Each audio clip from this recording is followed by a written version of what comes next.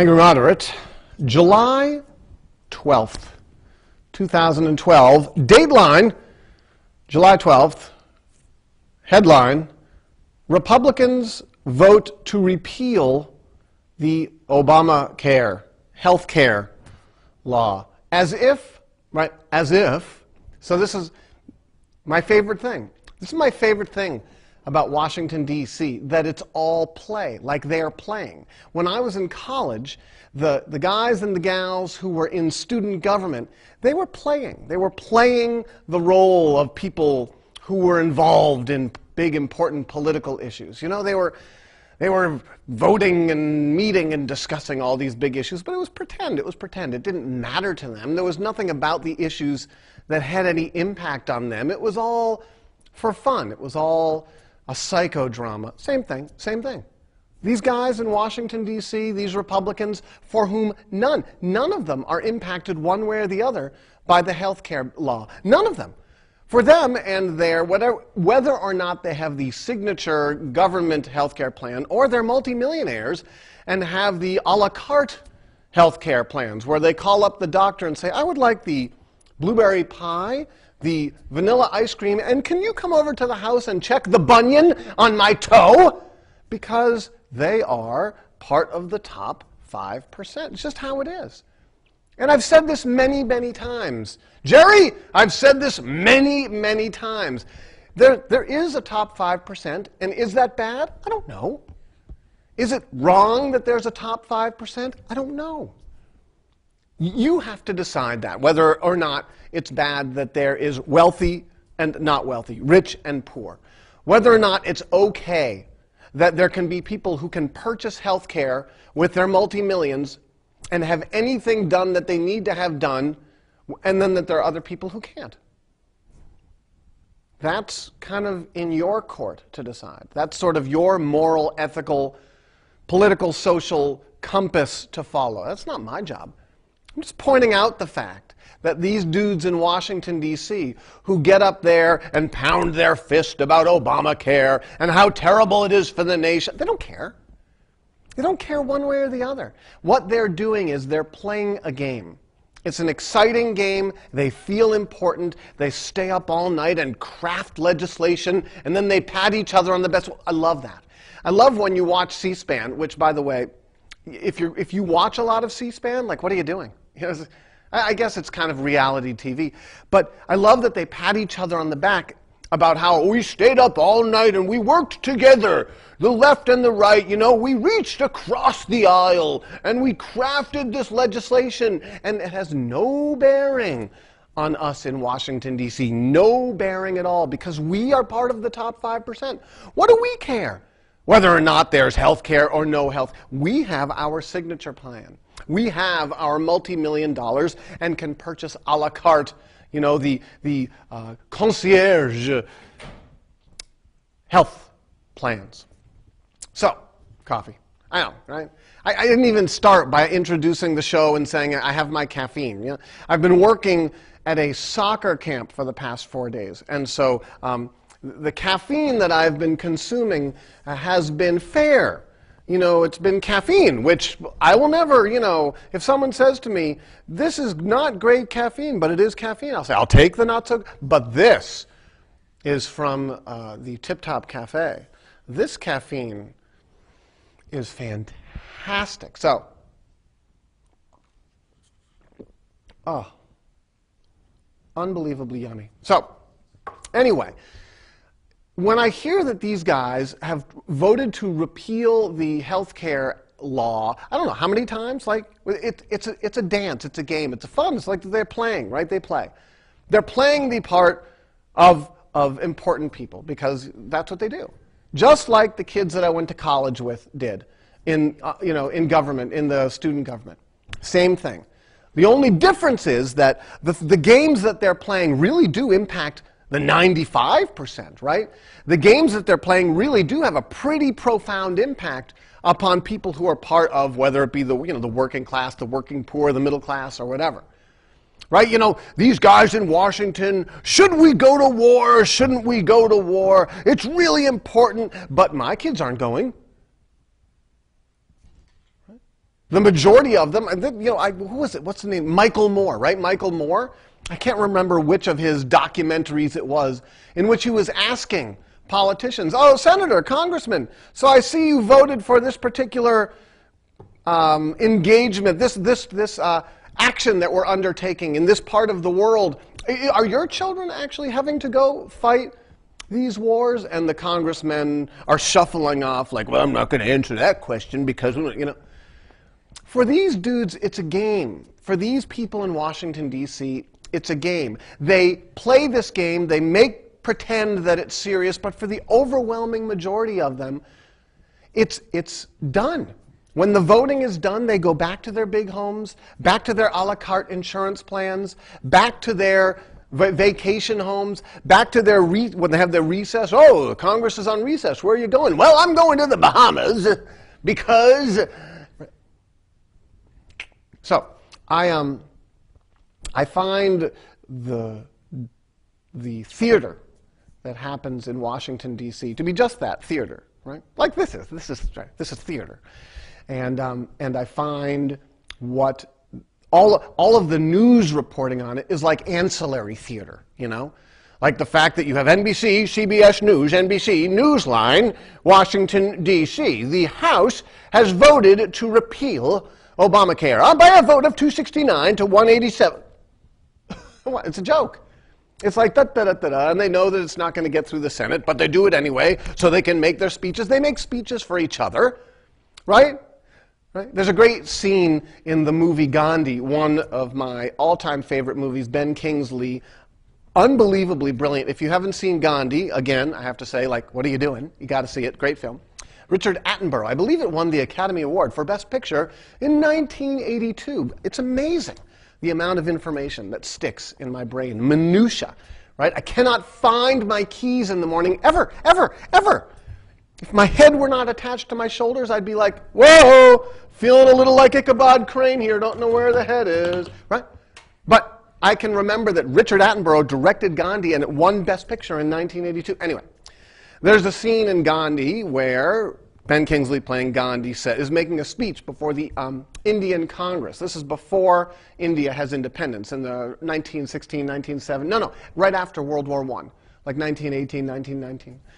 And he says, to these people, "Look, the people out there in the fields, the people in the rural parts of India, they don't care for these speeches that we're making here boy, that was a cool shot there. These speeches that we're making for each other. Here," he says, "here we make speeches for each other. But out there in the fields, the people are untouched. There, the politics are restricted to bread and salt.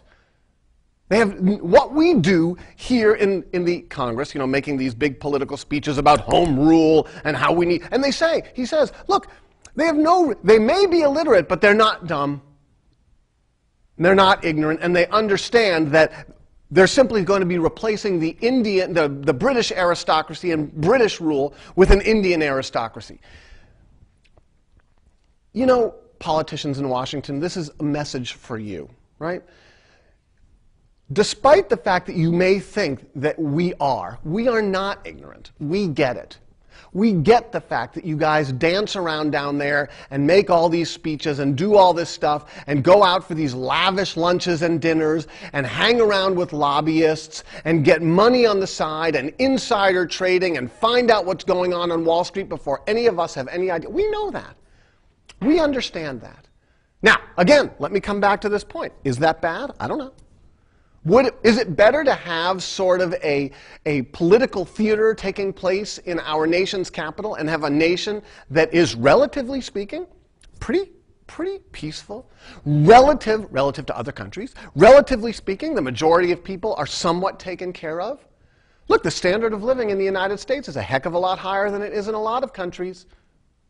That's a truth.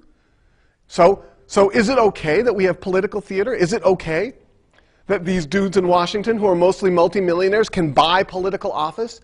Is it okay that there's essentially a plutocracy, a bunch of rich folks in Washington, D.C., who do all these lavish kind of political theatrical dances for each other and stay up late at night crafting legislation, but that has no impact upon them? I don't know. You have to decide, right? I mean, you have to decide whether or not that's okay. If you think it's okay, then you participate in the system and you do your thing and whatever. And if you think it's not okay, then you find ways to try and reform the system. You try to find ways to tweak the system in a way that makes more sense based upon your moral, ethical, political, social compass.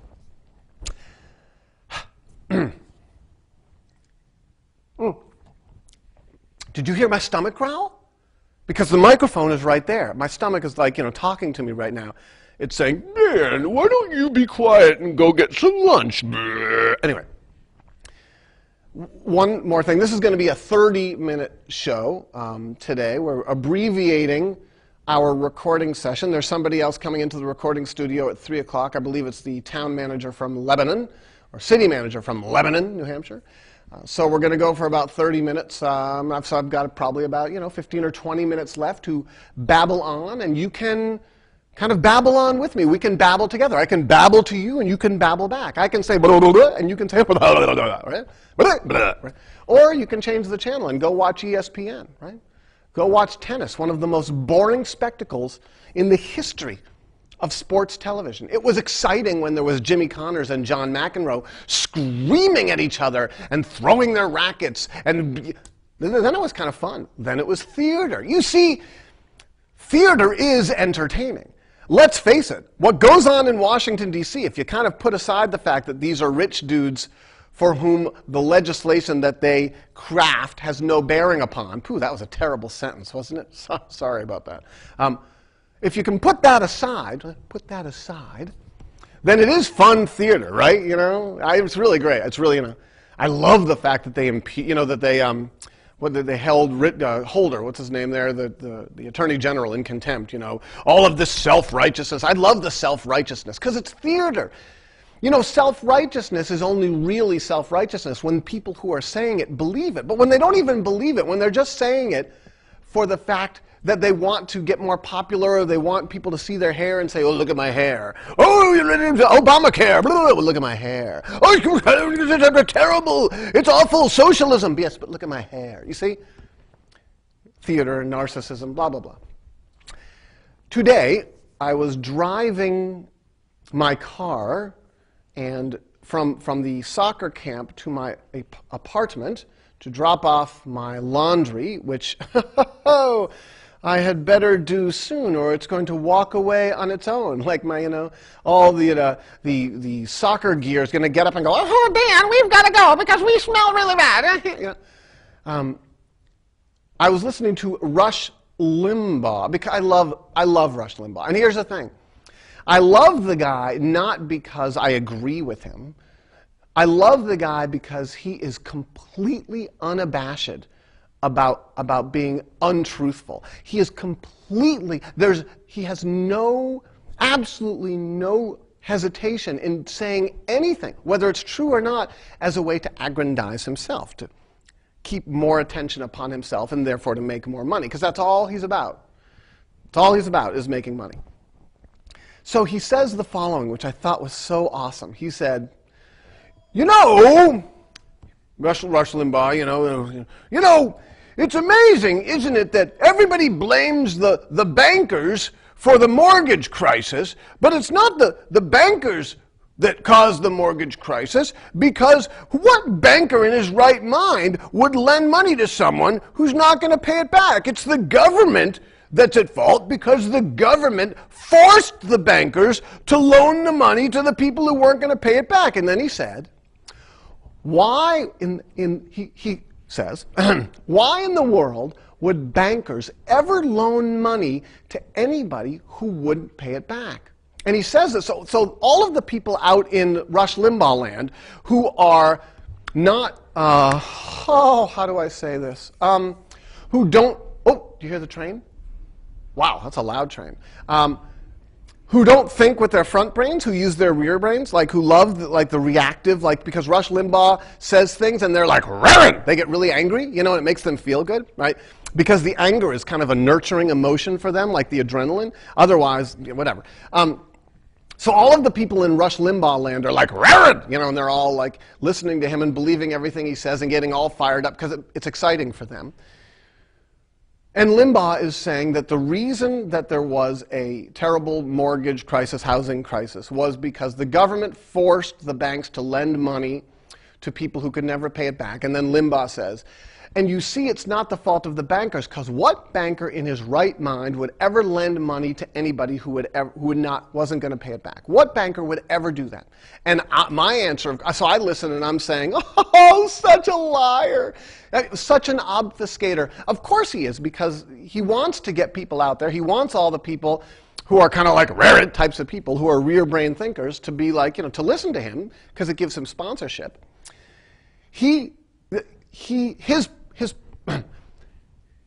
The reason, of course, that bankers and others, mortgage underwriters, but predominantly the banks that underwrote mortgages that were going to be fraudulent no matter what, because yes, nobody was going to be able to pay them back based upon the terms and the income of the people receiving the loans to buy houses.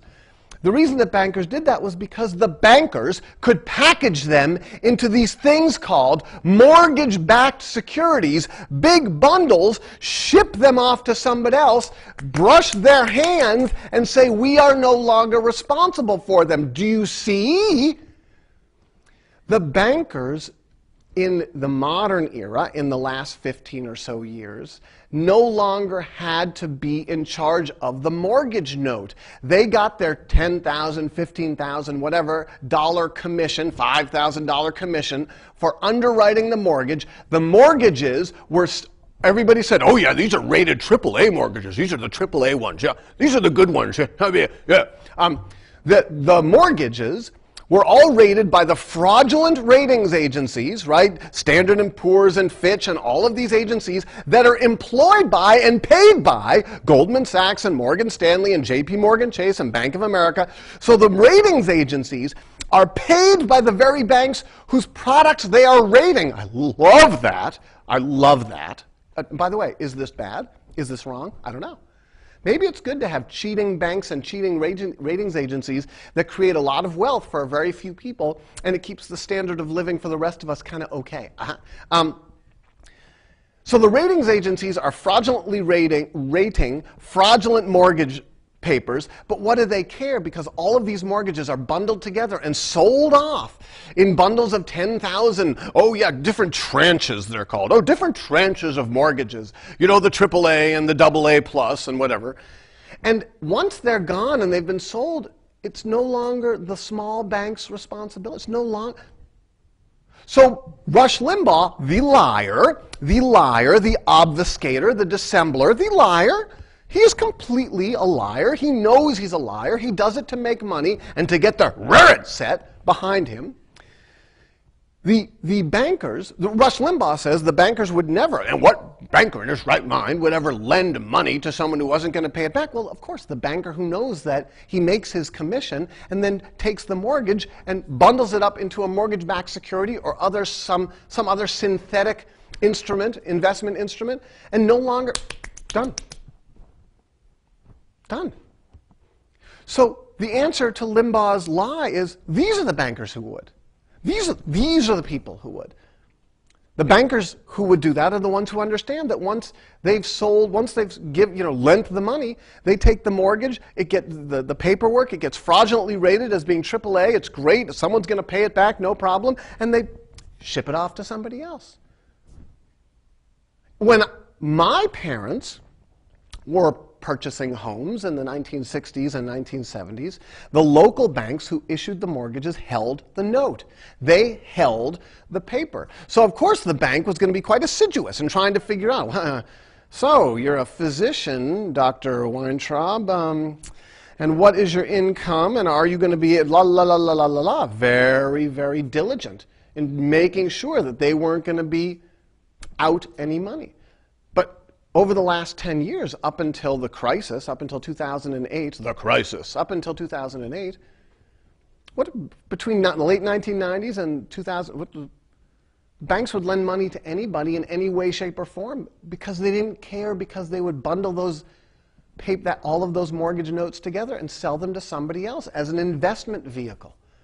Someone else would then be in charge of them, and they were off the hook. They made their commission, and it was clean for them. They were off the hook. right? It would be as if, in running a soccer camp, which is part of what I do for a living, I got all of the money from all of the parents who sent their children, and then once the money was in, I was like, well, it doesn't matter what I do now. It doesn't matter how the camp goes. Right? I got my money. Right? I'm done.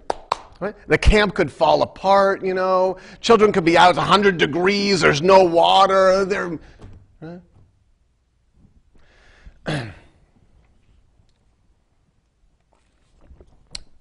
The bankers had no skin in the game, I think is the metaphor. The bankers had no responsibility once they had issued the mortgages and the paperwork had been sold off to another bank or another agency, another corporation in these mortgage-backed securities. The banks that issued the original paperwork, the original mortgage, that underwrote the original mortgage, they were done. They had made their commission, they were done. So it's one of the myriad lies that you hear from people who are, you know, the people who populate AM radio, which is kind of a fascinating phenomenon, that every person who is an AM radio disc jockey lies more than the next person. And the thing is, I'm totally convinced of this. They don't do this because they have an ideological bent against the left. I mean, maybe some of them kind of do, but mostly they do it because they know that it's a way to make a buck, because there is an enormous group of people in the United States who believe them, who listen to them, and who call them up on the phone and say, Mr. Savage, you are my hero. At least there's some great American out there rooting against Barack Obama, the socialist evil man. Right?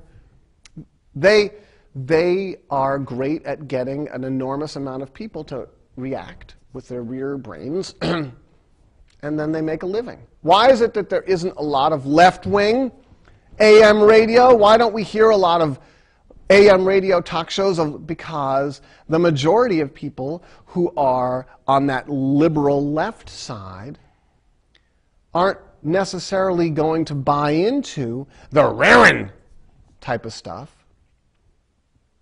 They are going to not necessarily be more discerning, but they buy more into a different tone. Remember, I am the angry moderate. I can't just be the angry guy who finds the political right distasteful. If I'm down the middle, I have to be critical of the left. And the left, the liberal left, listens to NPR, and they listen to the stories on NPR, and it's the tone. This is Scott Forrest for NPR News. Today we're doing a story on the social impact of the oil pipeline that runs from North Dakota into Alberta. And the people on the left are like, ooh, social impact. I'm looking forward to hearing this because it makes me feel like I'm... And so the left, in some ways, the liberal left, is just as predisposed to being tweaked by tone, right? Tweaked by tone. Whether it's Rush Limbaugh for the right going, bellicose, Obama socialist, raring, or whether it's the liberal left going, social, yes, injustice, and people going, right? Reacting to the tone. And then you've got people on the extremes, and they're just kind of nut bars anyway, whether it be the extreme right or the extreme left. They're delusional. People who are extremists are delusional. All right? Extremists believe things whether or not they're true. That's the beauty and the frightening beauty, the poetic frightening beauty of extremism. Extremists believe things, extremists believe things regardless of their truth. Extremists convince themselves of truth. They get to the point where they're so convinced of something, you can't, there's no talking to them. They're like, no, but this is the truth. Yes, but there's a rock right here. It's like that in the bug's life, right? This is a rock, right? But pretend it's an acorn. Yeah, but it's a rock. Yeah, pretend it's an acorn, but it's a rock. I know it's a rock. People who are extremists convince themselves of something, and if you try to point out anything that might be an argument against them, they're like, no, can't do that. Right? And they will always find ways to argue against you, regardless of the data, regardless of the truth, regardless of what is real. Extremists are delusional. They are insane. Extremists are insane people. People who blow people up and blow things up are insane. They're totally insane. They have convinced themselves of a reality that's not real. They've convinced themselves of issues that are their own concoction, their own making. Political extremists, it is a form of insanity. And so as you go through life, as you go through your day, and you listen to the ramblings of real hardcore extremists, and I'm not saying Limbaugh is an extremist. The guy's just a the guy's an entrepreneur. The guy uses the words of extremism to make money. Right? He's not an extremist. However, he does appeal to extremists, you know? He appeals to people who are like, you know, who are nutso. And those people who are out there on the political wings, who are delusional, and if they were evaluated, probably in a facility that did, you know, psychological evaluations, the person coming out would be like, whoa, that guy's, you know. Extremists are people who are insane. And one of the scary things about the Limbaughs of the world is that they appeal to those folks, and those folks then act upon the urging, and it's not like Limbaugh's out there saying, and I want you to go out in the streets, but the way the Limbaughs of the world talk pushes those extremists to extreme actions based upon their delusion, based upon their lack of ability to see reality. You see, the middle of the road, the moderate path, is the sane path. Being far right or far left is by its very nature, by definition, delusional and insane.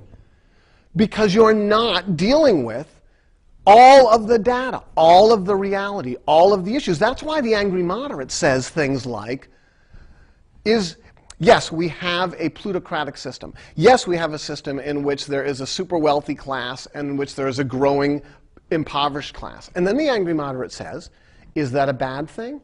I don't know. I don't know. You see, people who are extremists on the left would say, of course it's a bad thing and we have to pick up weapons and get the rich people. That's insane. That is a form of insanity. Marxist revolutions there's a hint of craziness about them. People taking up arms in order to get the rich people. There's something problematic about that. Now, that's why the moderate path, the middle road, is a road in which you have to acknowledge the truths. Yes, the truth is there is wealth inequity. Yes, the truth is that there's suffering. Yes, the truth is blah, blah, blah, blah, blah. And yet, the moderate path also has to acknowledge that one extreme or the other probably is not the answer. The answer to wealth inequity isn't revolution necessarily. Perhaps the answer to wealth inequity is just tweaking the monetary system. Perhaps the answer to wealth inequity is just increased taxation. Perhaps the answer to wealth inequity is figuring out a way when monetary policy is enacted by the Federal Reserve to make sure that certain parts of society don't have the ongoing ability to access those monies before everybody else. Maybe more regulation, maybe more, verifiable political and governmental regulations. Anyway, it's kind of an important conversation, coffee. And the important part of this conversation being that, I talked about this last week, the idea of extremism, etc. But the important part of this conversation being that in the end, when all is said and done, Washington, D.C., theater, does it really impact the politicians who are doing carrying out this legislation? No, it doesn't impact them. How many of the men and women in Congress are directly impacted by whether or not there is health care for, Obamacare it continues to be the law of the land, or are not? None, zero probably, maybe one, I don't know. How many went, during the Vietnam era and the voting on the Gulf of Tonkin resolution and the 500, the 2 dissenters in the Congress and how many of those? Hey, I know. Hi, Nicholas. How many of those congressmen and women were sending their children off to war in Vietnam? Very few, right? In the end, though, you have to ask yourself, so is our system bad because of that? Is our system bad because bankers were able to package off all these mortgage-backed securities and go like this and make their tens of millions? And does that mean that these are bad things? And in the end, I have to say, I don't know, because I don't know. I don't know. Maybe it's better to live in a society in which there is a super wealthy class that in a not necessarily a representative democracy the way we had envisioned it, but maybe it's almost a benevolent representative democracy, or a benevolent something, not a dictatorship, but a benevolent something, a benevolent plutocracy, in which there is a super wealthy class, but that super wealthy class, based upon their actions, helps the rest of us. I don't know. I know a friend of mine once said, well, you don't want to rely upon the largesse of the rich. And I was like, yeah, that's a good point. You really don't want to. In the end, you have to figure it out, but just don't do it as an extremist, okay? Don't hang out way out on the left and revolution and going out and the guns, and don't do it on the right and lies and delusion and fascism and racism. The middle ground, folks. This is the path, the middle way. Angry Moderate, signing off.